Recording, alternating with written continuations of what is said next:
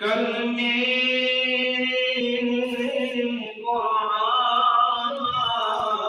پہ لکھتے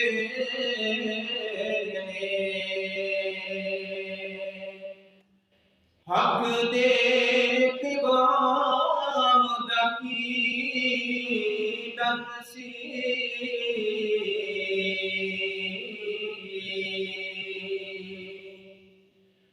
دربار مجاور من بیٹھے دربار مجاور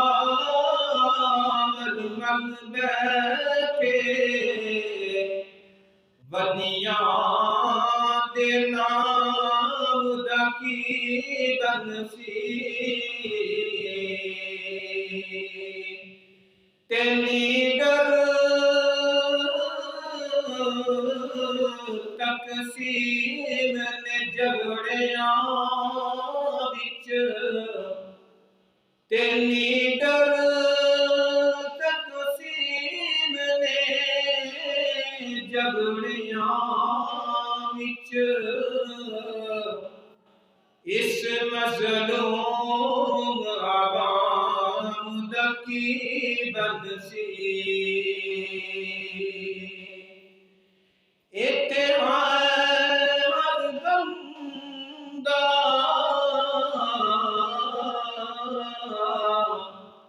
اتحاد بندہ ہے بےایمان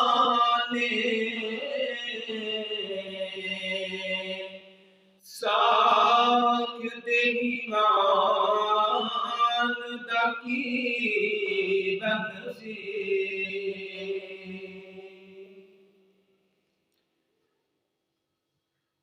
تمام تعریفات تسبیحات تحلیلات اس اللہ مالک الملک کی ذات کے لیے جو پوری کائنات کا داتا خالق مالک رازق اور قابض ہے۔ درود و سلام امام الانبیاء امام المرسلین امام المجاہدین امام الاولین امام الخاتمین میرے اور آپ کے دلوں کی بہار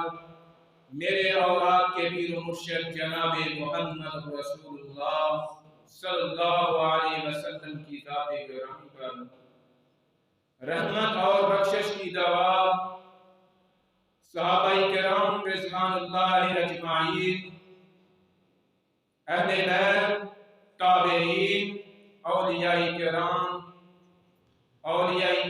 محدثین اور بزرگان دین اسلام کے لیے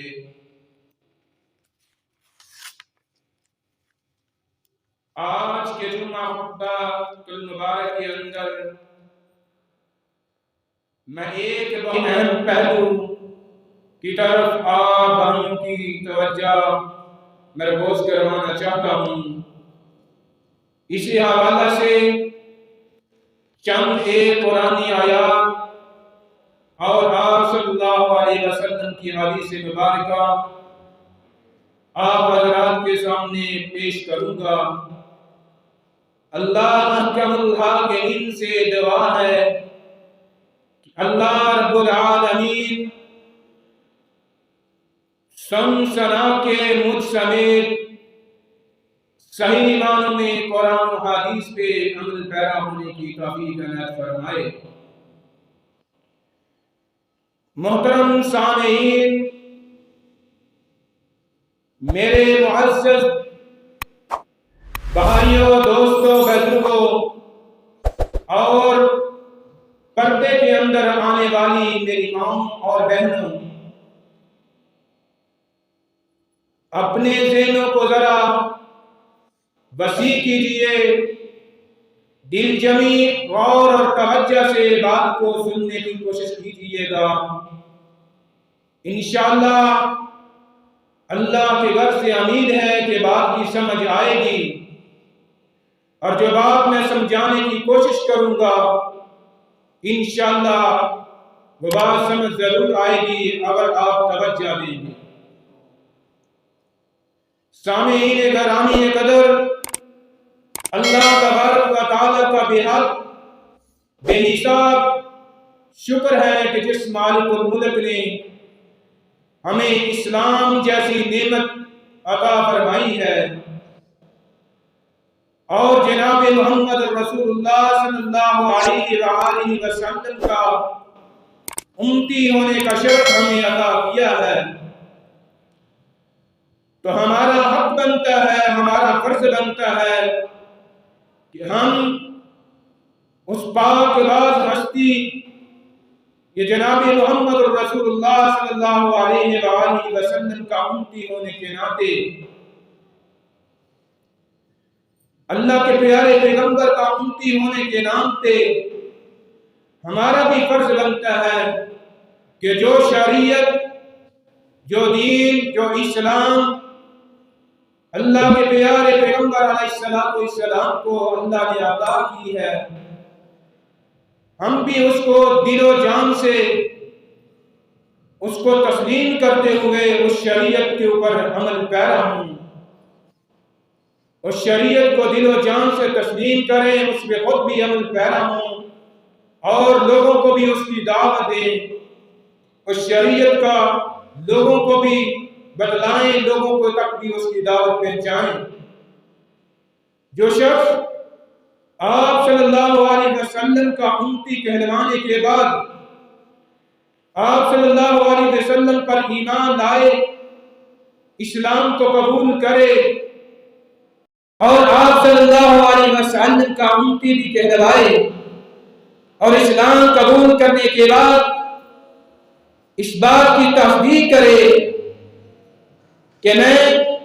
کلمہ پڑھنے کے بعد اپنا ہر قدم، اپنا ہر عمل اللہ کی عطا کی ہوئی شریعت کے مطابق اپنا قدم پر اٹھاؤں گا اور اسی پر عمل پیرا ہوں گا اور لوگوں کو بھی اسی کی دعوت دے، لوگوں تک بھی اسی کا پیغام پہنچائے کہ جو شریعت اللہ تبارک و تعالی نے آپ صلی اللہ علیہ وسلم کو عطا کی ہے، ہمارا بھی فرض، ہمارا بھی حق وہی ہے کہ ہم اسی شریعت کے تابع ہو جائیں۔ تو جو بندہ، جو شخص شریعت اسلام کے تابع ہوگا وہی صحیح معنوں میں حقیقت کے اندر مسلمان اور سچا پکا امتی کہلانے کا حق رکھتا ہے۔ اسی کے برعکس، اسی کے الٹ اگر کوئی شخص، کوئی انسان، کوئی بندہ معاشرتی، سماجی، سیاسی دباؤ کے اندر آ کر اپنے معاشرے میں رہتے ہوئے لوگوں کے دباؤ میں آ کر، لوگوں کی باتوں کے دباؤ میں آ کر، لوگوں کا دباؤ کا شکار ہو کر دین، شریعت کے بعض احکامات پر عمل کرے اور بعض احکامات کو چھوڑ دے، ترک کر دے، تو ایسا بندہ، ایسا انسان، ایسا شخص نہ ہی تو کامیاب ہونے والا ہے اور نہ ہی وہ سچا مسلمان کہلانے کا حق رکھتا ہے۔ جو بندہ لوگوں کے ڈر کی وجہ سے، لوگوں کے دباؤ کا شکار ہو کر اللہ کی عطا کی ہوئی شریعت کو ٹھکرا دے، اللہ کی شریعت کو دیے ہوئے بعض مسائل کو، بعض احکامات کو تو مانے اور بعض کا انکار کر دے، بعض کو تسلیم ہی نہ کرے، جو اپنی مرضی کے احکام ہوں، جو اس کی من مانی کے مسائل ہو ان پر تو عمل کرے، جو اس کی مرضی کی مخالفت میں ہو ان کو ٹھکرا دے، ان کو تسلیم ہی نہ کرے، ان کو مانے ہی نہ، تو ایسا بندہ نہ ہی کامیاب ہونے والا ہے اور نہ ہی وہ سچا مسلمان ہے، نہ ہی وہ امتی کہلوانے کا حق رکھتا ہے۔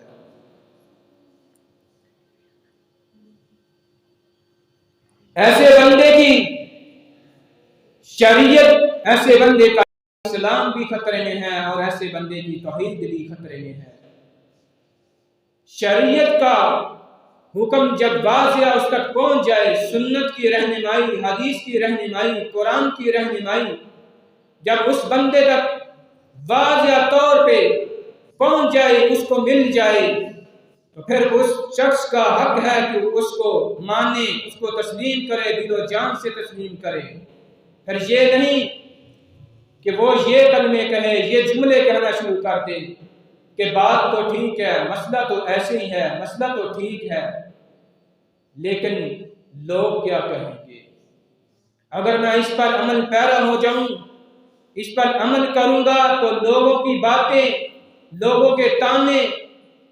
لوگوں کی باتوں کی وجہ سے ڈر کر کے، معاشرے کی، شریکہ کی،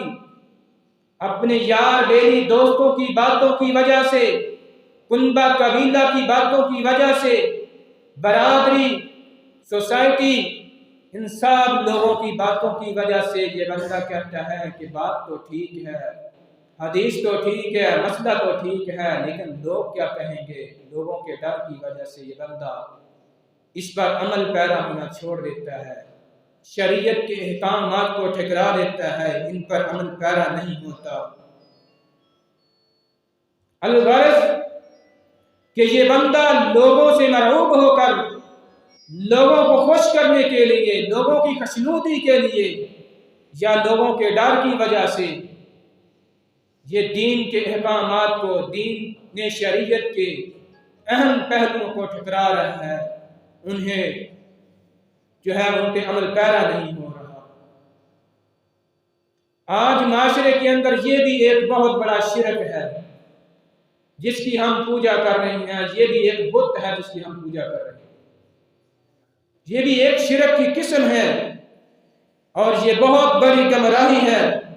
کہ شریعت کا بعض حصہ تو ماننا اور بعض کا انکار کر دینا۔ میں تو اس حوالے سے یہ کہتا ہوں کہ آج ہمارے معاشرے کے اندر یہ ایک بہت بڑا بت ہے جس کی ہم پوجا کر رہے ہیں، یہ سب سے بڑا بت اور تابوت ہے جسے ہم اپنے سینوں میں بٹھائے بیٹھے ہوئے ہیں، اپنے ذہنوں میں چھپائے بیٹھے ہوئے ہیں، جس کی ہم پوجا کر رہے ہیں۔ اکثر مسلمان، اکثر بھائی مٹی کے بنے ہوئے بتوں کو بڑی نفرت کی نگاہ سے دیکھتے ہیں،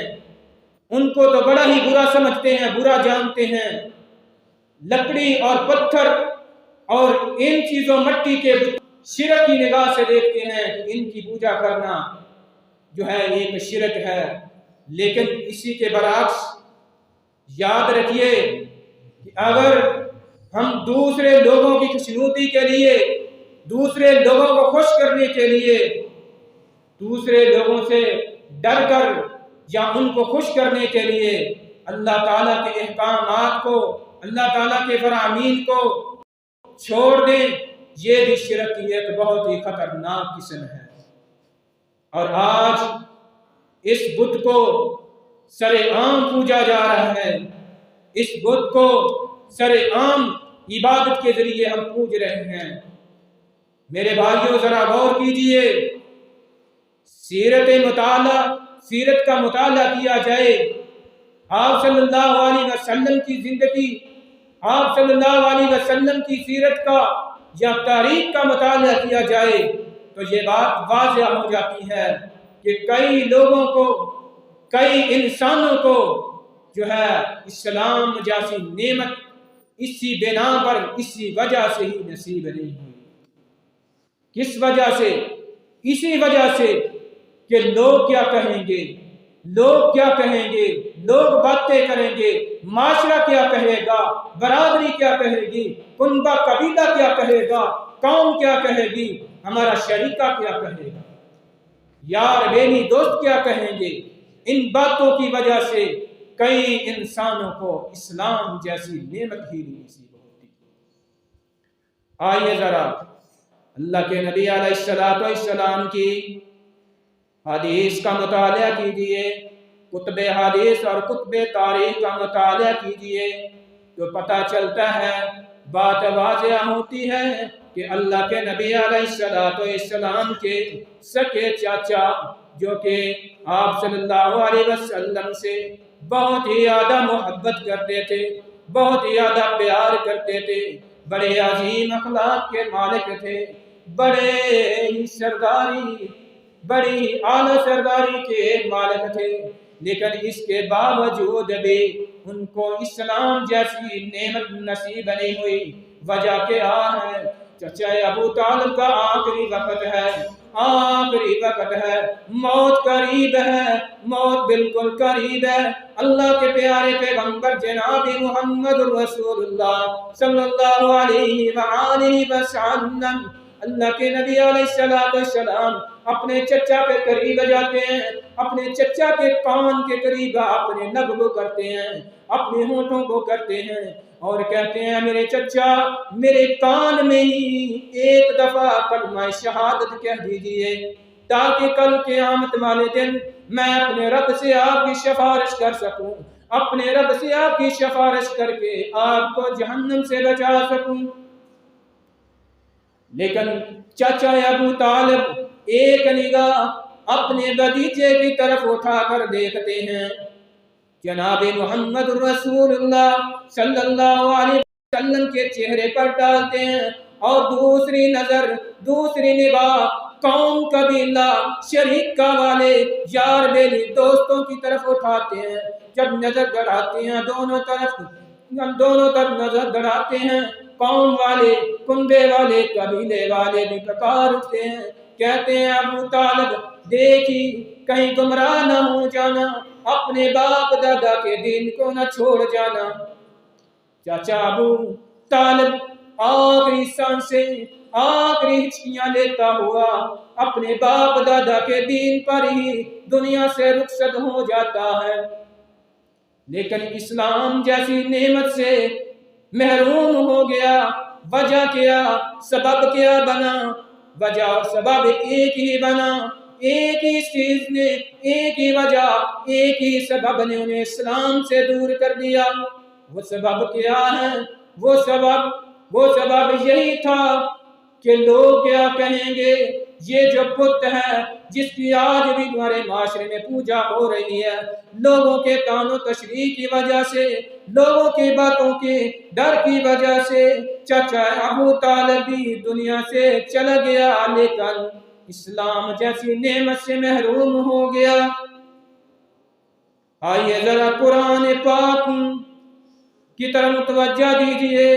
اللہ پاک اپنے پاک پیارے پیغمبر جناب محمد رسول اللہ صلی اللہ علیہ وآلہ وسلم کو قرآن مجید کے اندر بھی کئی مقام پر تاکید کر رہے ہیں۔ آپ ذرا قرآن مجید کا مطالعہ فرمائیے، کئی ایسی آیات ملیں گی جن میں اللہ تعالی نے رسول اللہ صلی اللہ علیہ وآلہ وسلم کو حکم دیتے ہوئے یہی تاکید فرمائی ہے، یہی کہ آپ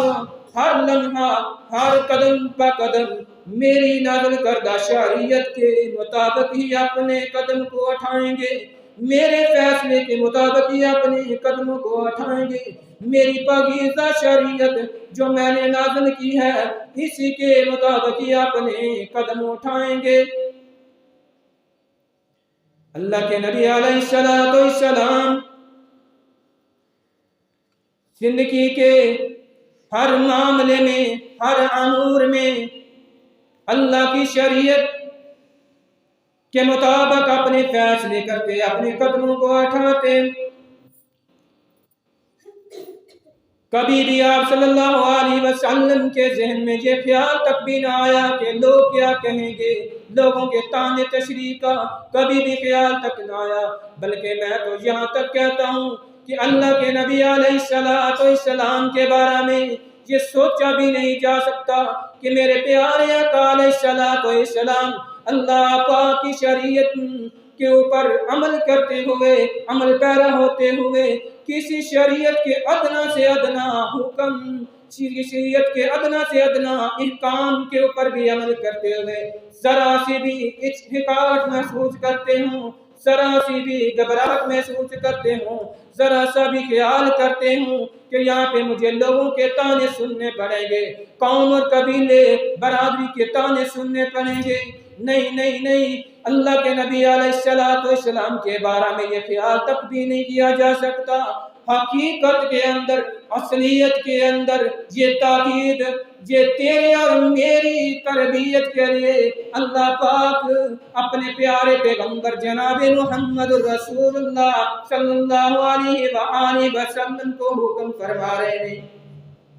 یہ میری اور آپ کی تربیت کے لیے اللہ پاک اپنے پیارے پیغمبر جناب محمد رسول اللہ صلی اللہ علیہ وآلہ وسلم کو ارشاد فرما رہے ہیں، تاکید کر رہے ہیں۔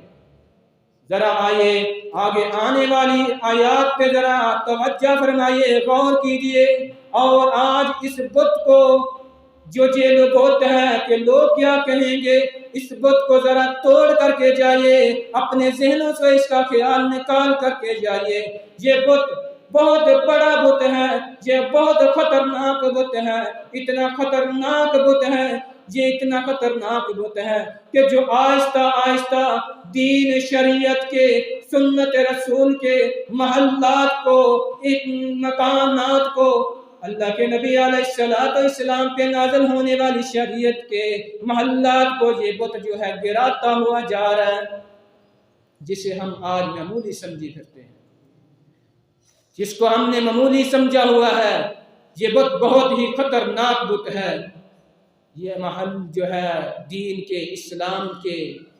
شریعت کے احکامات کے جو محل ہیں ان کو گراتا ہوا جا رہا ہے۔ ذرا غور کیجیے، اللہ تبارک و تعالی آپ صلی اللہ علیہ وسلم کو حکم دیتے ہوئے ارشاد فرما رہے ہیں،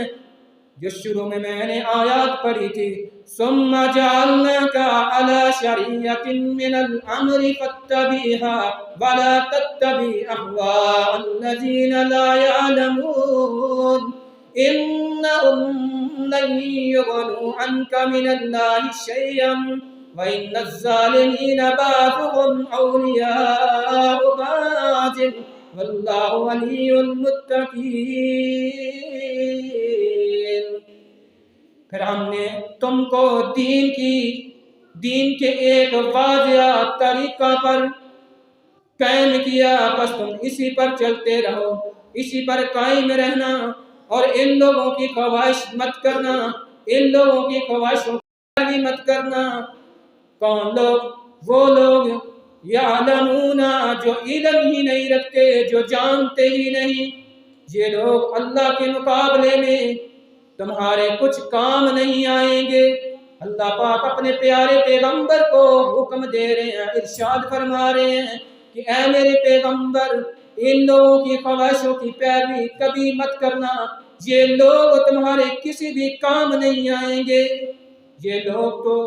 بعض لوگ جو اللہ کے احکامات کو ٹھکراتے ہیں، یہی بعض کے دوست ہیں، بعض کے ساتھی ہیں، اور جو لوگ اللہ سے ڈرنے والے ہیں اللہ ان کا ساتھی ہے۔ میرے بھائیوں، ان آیات سے ہمیں صرف اور صرف یہی تلقین اور تاکید نہیں ہو رہی، بلکہ ہماری تربیت کی جا رہی ہے کہ لوگ جو مرضی چاہیں، جو مرضی کہیں، جو مرضی کر لیں، آپ نے لوگوں کی منشا، لوگوں کی خواہش کے مطابق نہیں چلنا۔ لوگوں کا ڈر اپنے پاس تک بھی نہیں آنے دینا، اپنے ذہن میں لوگوں کا ڈر کا خیال تک بھی نہیں آنے دینا۔ دوسرے مقام پر اللہ تبارک و تعالی ان الفاظ سے اپنے پاک پیغمبر کو ارشاد فرما رہے ہیں، وَاصْبِرْ نَفْسَكَ مَعَ الَّذِينَ يَدْعُونَ رَبَّهُمْ بِالْغَدَاةِ وَالْعَشِيِّ يُرِيدُونَ وَجْهَهُ وَلَا تَعْدُ عَيْنَكَ عَنْهُمْ تُرِيدُ زِينَةَ الْحَيَاةِ الدُّنْيَا وَلَا تُطِعْ مَنْ أَغْفَلْنَا قَلْبَهُ عَنْ ذِكْرِنَا وَاتَّبَعَ هَوَاهُ وَكَانَ أَمْرُهُ فُرُوطًا۔ اللہ پاک اپنے پیارے پیغمبر جناب محمد رسول اللہ صلی اللہ علیہ وآلہ وسلم کو ارشاد فرما رہے ہیں، اے میرے پیغمبر، آپ اپنے آپ کو ان لوگوں کے ساتھ روکے رکھو۔ کن لوگوں کے ساتھ؟ اللہ پاک آگے ان لوگوں کی وضاحت فرما رہے ہیں، ان لوگوں کے ساتھ روکے رکھو، اپنا اٹھنا بیٹھنا، چلنا پھرنا، کھانا پینا ان لوگوں کے ساتھ رکھنا جو لوگ دن اور رات، صبح اور شام اللہ کو یاد کرتے ہیں، اللہ کی یاد میں مشغول رہتے ہیں، اور اسی رب کی رضا کے طالب ہیں۔ اللہ کی رضا کو حاصل کرنے کے لیے صبح بھی شام بھی اللہ کی یاد میں مصروف رہتے ہیں۔ اللہ اپنے پیغمبر کو حکم دے رہے ہیں کہ آپ ان لوگوں کے ساتھ جڑے رہنا۔ اور تمہاری اگلی آیت میں اللہ پاک نے فرمایا اور تمہاری آنکھیں ان لوگوں سے کبھی بھی ہٹ نہ پائے، ان لوگوں سے دور نہ ہو پائے، اور تم ایسے شخص کا کہنا نہ ماننا، ایسے شخص کا حکم ماننا، ایسے شخص کا حکم کبھی بھی نہ تسلیم کرنا، نہ ماننا۔ کون سے شخص کا؟ اللہ پاک نے آگے فرمایا اس شخص کا جس شخص کے دل کو ہم نے اپنی یاد سے، اپنے ذکر سے، اپنے اذکار سے غافل کر دیا ہے، اور یہ بہت بڑی گمراہی کے اندر ہیں، کیونکہ ان کا معاملہ حد سے گزر چکا ہے۔ سورہ بقرہ کے اندر اللہ پاک نے ایسے لوگوں کے بارے میں فرمایا کہ میں نے ان کے کانوں پہ مہر لگا دی ہے، ان کی آنکھوں پہ مہر لگا دی ہے، ان کے دل پر مہر لگا دی ہے، کیونکہ یہ لوگ اللہ کے ذکر سے غافل ہو چکے ہیں۔ جو لوگ اللہ کے ذکر اذکار سے غافل ہو چکے ہیں تو پھر اللہ بھی جب وہ حد سے گزر جاتے ہیں، آگے نکل جاتے ہیں، تو پھر میرا اللہ بھی ان کو ہدایت نہیں دیتا بلکہ ان کے دلوں پہ مہر لگا دیتا ہے۔ جو ہدایت لینا نہ چاہے پھر میرا اللہ بھی ان کو دھکار دیتا ہے، میرا اللہ بھی پھر ان کو ہدایت بن مانگے نہیں دیتا، بلکہ ہدایت حاصل کرنے کے لیے مانگنی پڑتی ہے، اللہ کے سامنے جھکنا پڑتا ہے، اللہ کی طرف آنا پڑتا ہے۔ تو میرے بھائیوں، صد افسوس کی بات ہے کہ آج بڑے بڑے دیندار مذہبی گھرانے بھی، مذہبی لوگ بھی اس بت کی، کون سا بت کہ لوگ کیا کہیں گے، اس بت کی زد میں آ کر کے پس چکے ہیں۔ میں نے بڑے بڑے دیندار گھرانے، مذہبی گھرانے دیکھے ہیں کہ وہ لوگ اپنے سے کم حیثیت والے انسانوں کو صرف اس لیے اپنے قریب نہیں بٹھاتے، اپنے نزدیک نہیں آنے دیتے، ان کے ساتھ اٹھنا بیٹھنا، کھانا پینا، چلنا پھرنا، غرض کے ہر کام ان سے ترک کر دیتے ہیں۔ غریب لوگوں سے صرف اسی لیے میل جول ختم کر دیتے ہیں کہ لوگ کیا کہیں گے، یہ غریب کے پاس بیٹھا ہے، یہ تو میرے سٹیٹس کا بندہ ہی نہیں ہے، یہ تو انسان میرے سٹیٹس کا ہی نہیں ہے، یہ میرے معیار کا ہی نہیں ہے، میرے پائے کا بندہ ہی نہیں ہے۔ ان باتوں سے، لوگوں کے طعن و تشریح کی وجہ سے، معاشرے کے طعن و تشریح کی وجہ سے، یار بیلی دوستوں کے طعنوں کی وجہ سے غریب لوگوں کو، کم درجے والے لوگوں کو اپنے قریب تک نہیں بیٹھنے دیتے۔ یہ بڑے بڑے مذہبی گھرانوں کا حال ہے، بڑے بڑے جو اپنے آپ کو مذہبی لوگ کہلوانے والے ہیں، وہ ان لوگوں کا یہ حال ہے، دینداروں کا۔ لیکن اس کے برعکس اللہ پاک اپنے پیارے پیغمبر جناب محمد رسول اللہ صلی اللہ علیہ وسلم کو کیا حکم دے رہے ہیں؟ آپ صلی اللہ علیہ وسلم کو میرے اللہ پاک حکم دے رہے ہیں کہ میرے پیغمبر جناب محمد رسول اللہ صلی اللہ علیہ وسلم، آپ ان لوگوں کے ساتھ اپنا لگاؤ، اپنا اٹھنا بیٹھنا، چلنا پھرنا ان لوگوں کے ساتھ رکھیں، اپنے آپ کو ان لوگوں کے ساتھ جوڑیں، ان کے ساتھ اپنے آپ کو چلائیں، ان سے دور نہ کریں، کیونکہ یہی وہ لوگ ہیں جو شب و روز اللہ کی یادوں میں مشغول رہتے ہیں، اللہ کو یاد کرنے والے ہیں۔ ایسا شخص جس کا دل ہماری یاد سے غافل اور دنیا کے حریص میں، دنیا کی رنگینیوں میں، دنیا کی حسین لذتوں میں مشغول ہو گیا، اللہ تبارک و تعالیٰ فرما رہے ہیں کہ یہ لوگ جو ہیں یہ گمراہ ہو چکے ہیں، یہ جہالت میں گر چکے ہیں۔ تو اے میرے پیغمبر صلی اللہ علیہ وسلم، آپ نے ان کی طرف پلٹ کر بھی نہیں دیکھنا۔ حقیقت کے اندر، اصلیت کے اندر یہ خطاب اللہ کے نبی علیہ السلام کو ہے، لیکن تربیت میری اور آپ کی اللہ تبارک و تعالیٰ کر رہے ہیں۔ تربیت میری اور آپ کی جا رہی ہے، لیکن خطاب میرے اللہ تبارک و تعالیٰ اپنے پیارے پیغمبر جناب محمد رسول اللہ صلی اللہ علیہ وآلہ وسلم کو فرما رہے ہیں کہ اے میرے پیغمبر، جو لوگ گمراہ ہو چکے ہیں، میرے یاد سے، میری ذکر و اذکار سے غافل ہیں، ان کی طرف آپ نے نہیں جانا، بلکہ ان لوگوں کی طرف بڑھنا ہے جو میرے ذکر و اذکار میں مشغول رہتے ہیں۔ اسی طرح اللہ تبارک و تعالی نبی کل کائنات صلی اللہ علیہ وسلم کو بار بار تاکید کرتے ہوئے ارشاد فرماتے ہیں، اللہ تبارک و تعالی اپنے پیارے پیغمبر کو حکم دے رہے ہیں، اے میرے پیغمبر صلی اللہ علیہ وسلم، آپ نے یہ جو بدھ ہے کہ لوگ کیا کہیں گے، اس بدھ کو توڑنا ہے۔ لوگوں کی باتیں، لوگوں کے طعن و تشریح، لوگوں کی ادھر ادھر کی باتیں، اس بدھ کو جو آج ہمارے سینوں میں راج ہو چکا ہے، اس کو توڑنا ہے۔ اللہ تبارک و تعالیٰ قرآن مجید میں جگہ جگہ اس بدھ کو توڑ رہے ہیں، لیکن ہم نے اسی بدھ کو اپنی سوچوں میں، اپنے خیالوں میں سوار کر رکھا ہے، جبکہ لوگ صرف اسی لیے شرعیت کے کچھ احکامات کو چھوڑ دیتے اور ناقابل عمل سمجھ لیں کہ لوگ کیا کہیں۔ اللہ ایسے لوگوں کا نہ تو مددگار ہوتا ہے اور نہ ہی میرا اللہ ایسے لوگوں کو اپنے عذابوں سے بچاتا ہے۔ رب العالمین نے اپنے پیارے پیغمبر جناب محمد الرسول اللہ صلی اللہ علیہ وسلم کو بڑے ہی جلالی انداز کے اندر، بڑے ہی غصے کے انداز کے اندر قرآن مجید کے ایک مقام پر خطاب فرمایا۔ اللہ تبارک و تعالی ارشاد فرماتے ہیں، وَكَذَلِكَ أَنزَلْنَاهُ حُكْمًا عَرَبِيًّا وَلَا أَنِ اتَّبَعْتَ أَهْوَاءَهُمْ بَعْدَمَا جَاءَكَ مِنَ الْعِلْمِ مَا لَكَ مِنَ اللَّهِ مِنْ وَلِيٍّ وَلَا وَاقٍ۔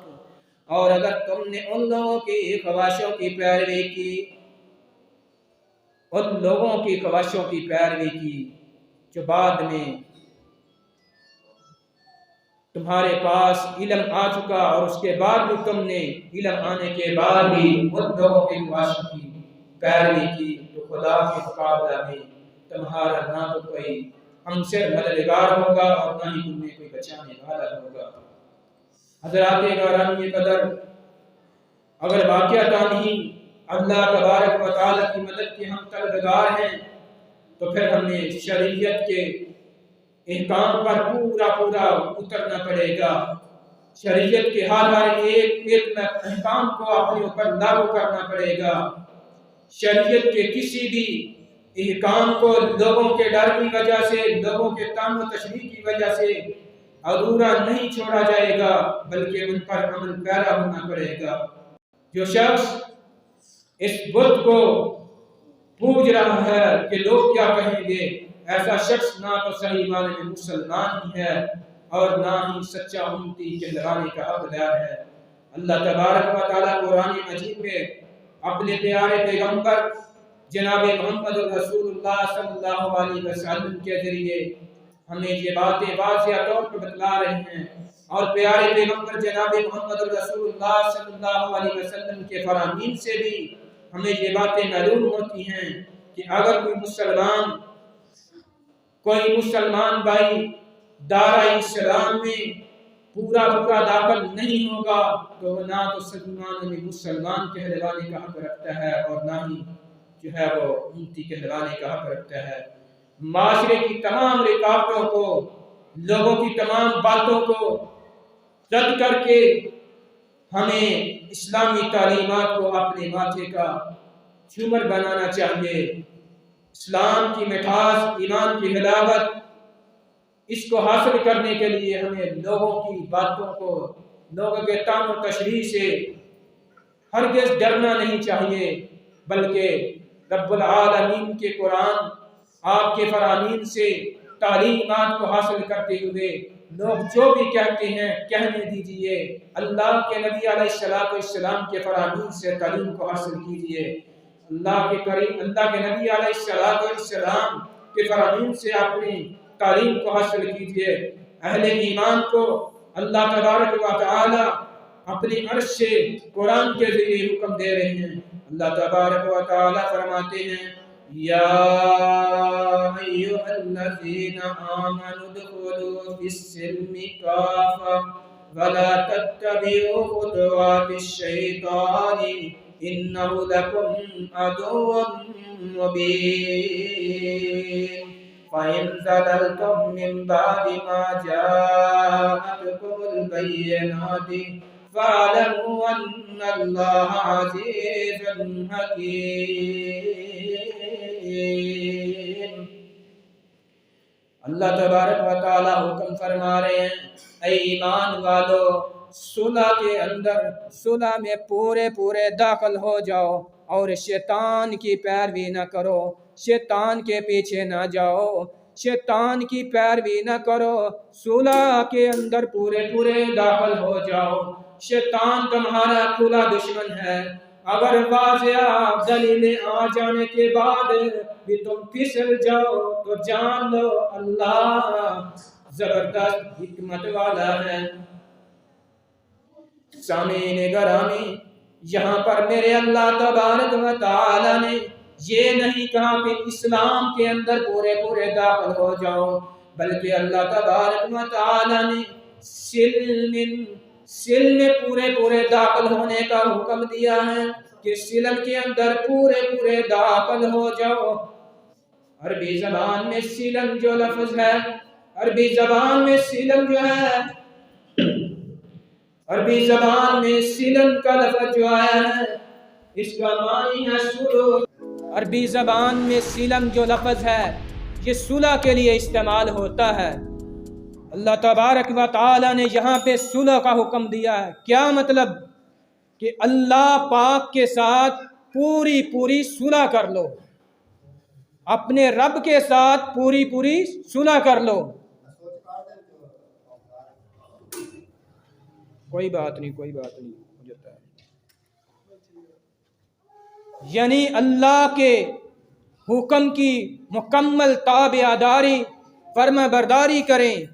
نہ کہ لوگوں کی طرف دیکھیں، نہ کہ لوگوں کی باتوں کی طرف دیکھیں، لوگوں کی طرف نہ جاؤ، بلکہ اللہ تبارک و تعالی کے ساتھ مکمل صلح کر لو، پوری صلح کر لو۔ اور اس آیت میں اللہ تبارک و تعالی نے شیطان مردود کا بھی ذکر کیا ہے کہ شیطان مردود تمہارا کھلا اور واضح دشمن ہے، یہ تم کو بہکائے گا۔ کیا مطلب؟ شیطان انسان کے روپ میں انسانی شکل دار کر کے لوگوں کو، انسانوں کو بہکاتا ہے۔ مثال کے طور پہ ایک آدمی، ایک انسان نماز پڑھنے کے لیے نکلا ہے، اس کو رستے میں ایک آدمی، ایک انسان مل جاتا ہے، وہ پوچھتا ہے کدھر جا رہے ہو؟ کہتا نماز کے لیے۔ تو وہ اس کو کہتا ہے ٹھہر جاؤ، ابھی تو ٹائم پڑا ہے، ابھی کافی وقت ہے، چلے جاتے ہیں۔ حقیقت کے اندر، اصلیت کے اندر یہ شیطان ہے، انسانی روپ کے اندر انسان کا روپ دار کر کے، یہ انسان کا روپ دار کر کے شیطان جو ہے انسان کو گمراہ کر رہا ہے، انسان کو روک رہا ہے اللہ کے رستے سے، اللہ کے ساتھ صلح کرنے سے، اللہ کے حکام کی پابندی کرنے سے۔ یہ شیطان جو ہے، یہ شیطان مردود منع کر رہا ہے، روک رہا ہے۔ تو میرے بھائیو، اس آیت میں اللہ تبارک و تعالی نے اپنے ساتھ صلح کرنے کا حکم دیا ہے کہ اسلام میں پورے داخل ہو جاؤ۔ صلح کا مطلب یہی ہے کہ اللہ کے ساتھ صلح کرو اور اللہ کے احکامات کی پابندی کرو جو اللہ تبارک و تعالی نے آپ پر اتارے ہیں۔ تو میرے بھائیو، اللہ رب العالمین نے یہاں پہ بہت ہی اہم باتیں ارشاد فرمائی ہیں۔ آگے اگلی آیت میں اللہ تبارک و تعالی نے فرمایا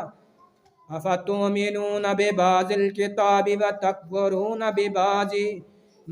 فَمَا جَزَاءُ مَنْ يَفْعَلُ ذَلِكَ مِنْكُمْ إِلَّا خِزْيٌ فِي الْحَيَاةِ الدُّنْيَا وَيَوْمَ الْقِيَامَةِ يُرَدُّونَ إِلَىٰ أَشَدِّ الْعَذَابِ وَمَا اللَّهُ بِغَافِلٍ عَمَّا تَعْمَلُونَ۔ کیا تم کتاب الہی کے ایک حصے کو مانتے ہو और दूसरे ही के हिस्से का इनकार करते हो, दूसरे हिस्से का कुफर करते हो। क्या मतलब? इनकार कर देते हो कुरान मजीद का, एक हिस्से को तो मानते हो लेकिन दूसरे का इनकार कर देते हो। पर जो लोग तुम में से ऐसा करें, इनकी सज़ा इसके सिवा और क्या है कि इनको दुनिया की ज़िंदगी में रसवाई हो और क़यामत के दिन इनको सख्त अज़ाब में डाल दिया जाएगा, और अल्लाह इस चीज़ से बेखबर नहीं जो तुम कर रहे हो। इस्लाम का दावा करने वालों, आज अमली तौर पर कुरान पाक के कई एक सारे अहकामात हैं जिनको हम ठुकरा रहे हैं, जिनको ठुकराया जा रहा है। इनके मुकाबले में अंग्रेज जैसे लाइन कुत्ते को खुश करने के लिए हम अपनी अदालतों में, अपने सियासी अमूर में उनके कानून को नाफज कर रहे हैं, उनके कानून को मान रहे हैं। उसको खुश करने के लिए दीन इस्लाम के अहकामात को, शरीयत के अहकामात को हम जो है ठुकरा रहे हैं। इसी तरह हम लोगों की खुशी गमी और इसी तरह शादी ब्याह के मौके पर भी हम कुरानी आयात को ठुकरा देते हैं, अहकामात को ठुकरा देते हैं। शरीयत दीन इस्लाम के सुन्नत रसूल को ठुकरा करके इस कदर इन तस्मीमात में के अंदर मगन हो जाते हैं कि हमें ईमान का, इस्लाम का निशान तक भी नज़र नहीं आता। यही वो लोग हैं जिनके बारे में अल्लाह तबारक व तआला ने फरमाया है कि ये दुनिया में भी जलील हैं और आखिरत में भी इनके लिए जलालत ही है। गुमराही के अंदर ये लोग जो है फंस चुके हैं। हज़रत अब्दुल्ला बिन उमर रज़ी अल्लाह तआला ने बयान करते हैं कि रसूलुल्लाह सल्लल्लाहु अलैहि वसल्लम ने फरमाया, ला युमिनु अहदुकुम हत्ता यकूनु हवाहु तबअन लिमा जिअतु बिही। तुम में से कोई शख्स भी, कोई इंसान, कोई बंदा भी उस वक़्त तक मोमिन नहीं हो सकता जब तक इसकी ख्वाहिशात मेरी लाई हुई शरीयत के मुताबिक न हो जाए तो बंदा मोमिन और कामिल मुकम्मल मोमिन नहीं हो सकता। क्या मतलब? कि अपनी ख्वाहिशात को, अपनी बातों को ठकरा करके अल्लाह और उसके रसूल के साथ हमें जो है मोहब्बत करनी है। अल्लाह के अहकामात और आप सल्लल्लाहु अलैहि वसल्लम के पर शरीयत नाज़िल होने वाली जो है उसके अहकामात को हमने जो है मानना है, उस पर अमल पैरा होना है। मेरे भाइयों, ये जो लोग कहने वाली बातें कहते हैं ये एक बहुत बड़ा शिरक है जिससे हम आज गिर चुके हैं, इसके अंदर हम फंस चुके हैं। जिस शख्स का ये अकीदा हो कि अल्लाह वहदहू ला शरीक है, वो किसी सूरत भी लोगों की खातिर अल्लाह के अहकामात को नहीं छोड़ सकता। कुरान मजीद में बेशुमार मकामात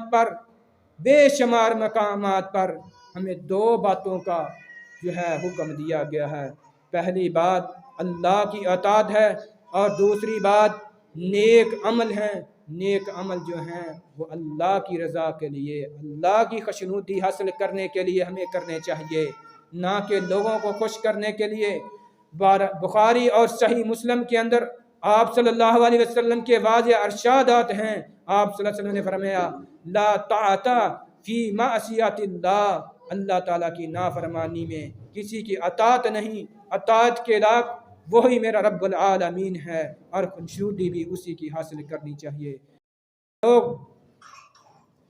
जो लोग लोगों को खुश करने की खातिर मेरे रब के अहकामात को, शरीयत के अहकामात को ठुकरा देते हैं, मेरे भाइयों वो बहुत बड़ी गुमराही के अंदर हैं। कि एक बहुत बड़ा शिरक है, अमली तौर पर भी शिरक है। एक अकीदे के अंदर शिरक होता है कि जिसके अकीदे के अंदर शिरक पाया जाए वह बंदा भी अल्लाह के दरबार में धुतकार दिया जाता है। और दूसरा आता है अपने अमल से शिरक करना। अमली तौर पर अमल भी करने हैं तो सिर्फ अल्लाह की रज़ा के लिए। वो एक वाक़या आपने मशहूर सुना होगा कि जो दो बंदे सफ़र पे जा रहे थे, एक बंदे ने मक्खी का चढ़ावा चढ़ाया तो वह जहन्नम के अंदर चला गया और दूसरे बंदे ने इनकार किया और अपनी गर्दन को कटवा लिया, लेकिन अपने अमल से ज़ाहिर नहीं किया कि मैं शिरक कर रहा हूँ। ये अमली इबादत है, ये अमल से ज़ाहिर कर रहे हैं मेरे भाइयों। तो अल्लाह तबारक व तआला को मेरे रब्बुल आलमीन ने जो शरीयत नाज़िल की है, शरीयत के अहकामात को किसी कदर भी नहीं छोड़ना, बल्कि अल्लाह तबारक व तआला ने कुरान मजीद के अंदर बाज़ मुकामात पर यहाँ तक भी हुक्म दिया है कि अगर शरीयत के अहकामात में कहीं आपके सके वालिदैन भी आड़े आ जाएं, आपके वालिदैन भी शरीयत के अहकामात को ठकरा रहे हों, शरीयत के अहकामात के आगे आड़े बन जाएं, रुकावट बन जाएं, तो अपने सके वालिदैन को भी ठकरा दें, लेकिन शरीयत के अहकामात को कभी न ठकराइए। शरीयत के अहकामात पे हरगिज़ अमल पैरा हों। आप कहेंगे कि वालिदैन कैसे आड़े आ सकते हैं? जी जी मेरे भाइयों, अल्लाह का कुरान कह रहा है, मेरे रब्बुल आलमीन के प्यारे पैगंबर का फरमान हदीस से पाक हमें बदलाती है कि वालिदैन भी आड़े आ जाते हैं। आप कहते हैं कैसे? आज हमारे हर घर के अंदर, अपने घरों में जरा नजर दौड़ाइए, देखिए, जरा गौर कीजिए, फिक्र कीजिए कि हमारे घरों में आज ये मसला है या कि नहीं है। मेरे भाइयों, जरूर जरूर है। हर घर में, हर खानदार में, हर फैमिली में ये मसला है कि बाप वालिदैन दीन के मसाइल में आड़े हुए हैं। मुख्तसर टाइम के अंदर इस बात को समझाने की कोशिश करूंगा। वालिदैन मेरे भाइयों इस तरह आड़े आते हैं कि जब हम किसी भी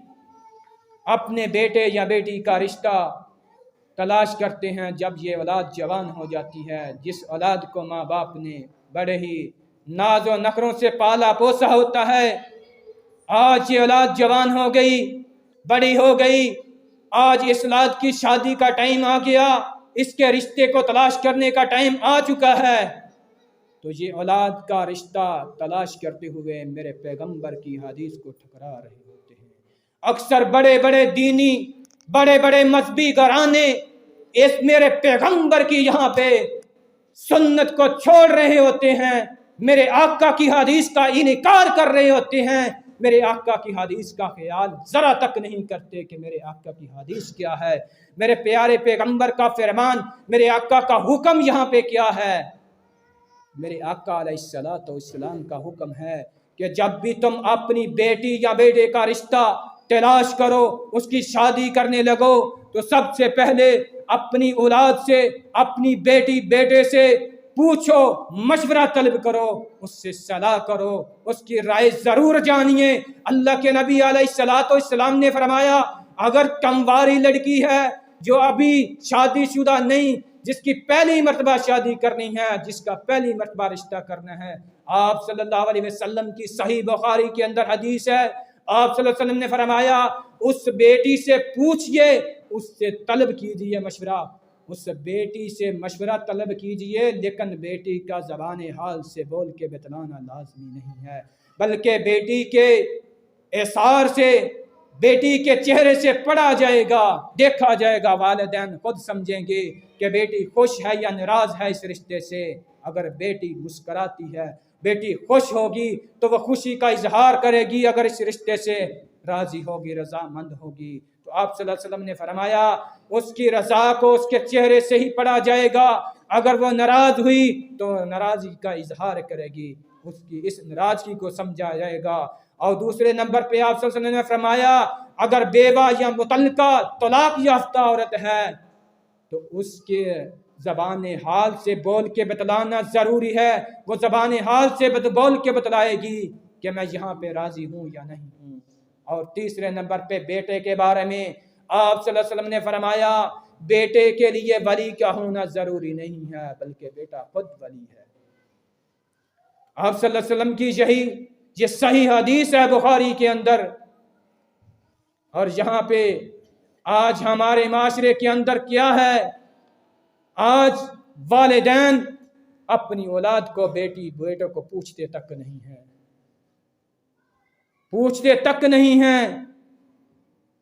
उनका सलाह मशवरा लेना गवारा ही नहीं करते। अल्लाह के नबी अलैहिस्सलाम के पास एक सहाबी आए, आकर कहने लगे, अल्लाह के रसूल, मुझे फलां रिश्ता पसंद है, मैं वहां पे शादी करना चाहता हूँ। आप सल्लल्लाहु अलैहि वसल्लम ने फरमाया, जाओ वो देख के आओ, इंसार की औरत के अंदर इंसार की औरत की आंखों के अंदर सफेदगी होती है, पंजाबी के अंदर चिट्टा। आप फरमाया, उसकी आंख में चिट्टा होता है, चिट्टा, उसको अच्छी तरह से देख के आओ, पसंद करके आओ। وہ صحابی دوبارہ جاتا ہے، دیکھ کر آتا ہے، پسند کر کے آتا ہے۔ پھر اس کے بعد میرے آقا علیہ الصلوۃ والسلام اس صحابی کا نکاح پڑھاتے ہیں۔ اور یہاں پہ کیا ہے، کہتے ہیں بیٹے سے کیا پوچھنا ہے، بیٹے کی رضا کی کیا ضرورت ہے، بیٹی کی رضا کی کیا ضرورت ہے۔ میرے بھائیو، یہ اللہ کے نبی کی حدیث کی نافرمانی ہے، اللہ کے نبی علیہ الصلوۃ والسلام کی حدیث کا انکار ہے۔ خیال کرنا چاہیے ہر معاملے میں، ہر پہلو میں۔ آپ کسی پہلو میں بھی آزاد نہیں ہیں، ہر پہلو میں اللہ کے نبی علیہ الصلوۃ والسلام نے سود ضوابط عطا کیے ہیں۔ تو میرے بھائیوں، وقت بہت زیادہ ہو گیا، میں انہی الفاظ پہ اکتفا کرتا ہوں۔ وآخر دعوانا الحمدللہ۔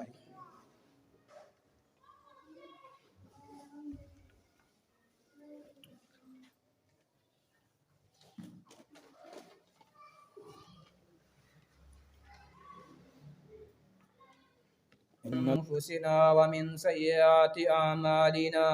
من يهده الله فلا مضل له ومن يضلل فلا هادي له، وأشهد أن لا إله إلا الله وأشهد أن محمدا عبده ورسوله۔ اما بعد، یہ ایک دو سوال ہیں جو کسی بھائی نے کیے ہیں، تو ابھی ٹائم نہیں ہے، انشاءاللہ کبھی پھر موقع ملا تو پھر ان سوال کا جواب دیا جائے گا انشاءاللہ۔ ہمارے جماعت کے بہت ہی اعلیٰ، بہت ہی علامہ فہامہ، جن کو دنیا، جن کے باپ کو بھی دنیا پوری جانتی ہے، جن کا نام علامہ احسان لائی ظہیر ہے، ان کے بیٹے علامہ ابتسام لائی ظہیر، جو کہ بہت ہی علیل ہیں، بیمار ہیں، ان کے اوپر جادو کے اثرات ہیں۔ تو میرے بھائیوں، 3-4 منتھ سے علامہ صاحب بیمار ہیں، تو ان کے لیے خصوصی طور پہ ہر بھائی، ہر ماں، ہر بہن، ہر بزرگ اپنے گھروں میں، اپنی نمازوں میں، جہاں جہاں پہ بھی آپ بیٹھیں، اللہ کے حضور ان کے لیے خصوصی دعا کیجیے۔ میرے بھائیوں، یہ وہ سرمایہ دین کا ہے جس کا باپ بچھڑا تھا تو آج تک اس کا خلا پر نہیں ہو سکا، تو آج وہ بھی بہت زیادہ علالت کے اندر ہیں، بہت ہی زیادہ بیمار ہیں۔ ظالموں نے انتہا کر دی ہے جادو کی، یہ 3ری مرتبہ علامہ صاحب کے اوپر اٹیک ہوا ہے، جو کہ کالے نہ اس وقت انہوں نے میرے پیغمبر کے یاروں کو بخشا تھا، نہ آج بھی میرے پیغمبر کے یاروں کو وہ بخش رہے ہیں۔ تو میرے بھائیوں، خصوصی ان کے لیے دعا کیجیے گا، اللہ تبارک و تعالی علامہ ابتسام لائی ظہیر کو شفائے کاملہ عاجلہ عطا فرمائے، اور بھی جتنے بھائی گھروں میں، ہاسپٹالوں میں، جہاں جہاں بھی کوئی بیمار ہے، اللہ تعالیٰ اپنی رحمت سے، اپنی خاص فضل و کرم سے سب کو شفائے کاملہ عاجلہ عنایت فرمائے۔ ربنا آتنا فی الدنیا حسنۃ وفی الآخرۃ حسنۃ وقنا عذاب النار۔ سبحان ربک رب العزۃ عما یصفون وسلام علی المرسلین والحمد للہ رب العالمین۔